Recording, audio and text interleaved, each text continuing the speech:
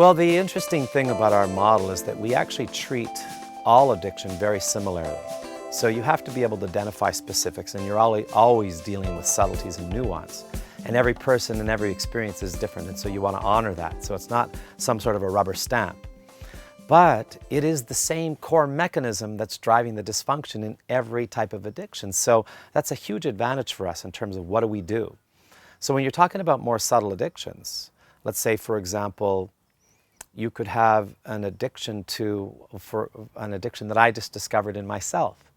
And I have all the justification in the world for this addiction, which is an addiction to critical thinking and or problem solving. And so how does that turn into an addiction? Is that a pattern? And isn't that a good thing? And these are the types of things that people would say.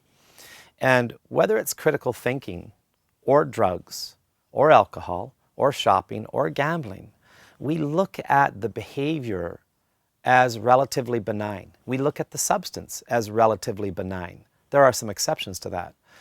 But what I mean by that is, even if somebody's drinking alcohol or doing a drug, other than the illegal part, which I would never condone, but the part of the drug or the alcohol, it doesn't necessarily hurt you that much, certainly not more than some of these other addictions that we would not even see as addiction. For example, what's a more destructive addiction? If I did cocaine twice a month on a weekend and sustained that for a period of a year, or if I washed my hands 100 times a day, every day for a year, which addiction do you think would end up creating more pain, dysfunction, conflict in your other relationships, problems in your psyche?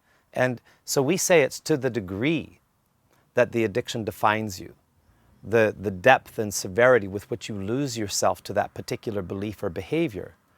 And it doesn't really matter if you're getting a drug from outside of you.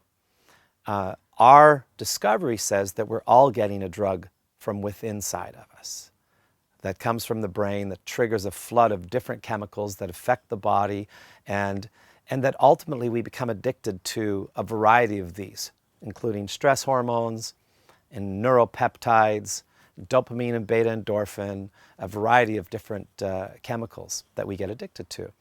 So if I'm doing alcohol, it's not necessarily the alcohol or the drug that I do that is actually making me high or giving me my biggest biochemical payoff. It's that the drug that I do will actually act like a trauma in the brain and trigger a release of internal chemistry that actually creates, as a response to this toxin, to this poison, to this trauma, and it responds to this trauma in a way that actually creates the high in most cases.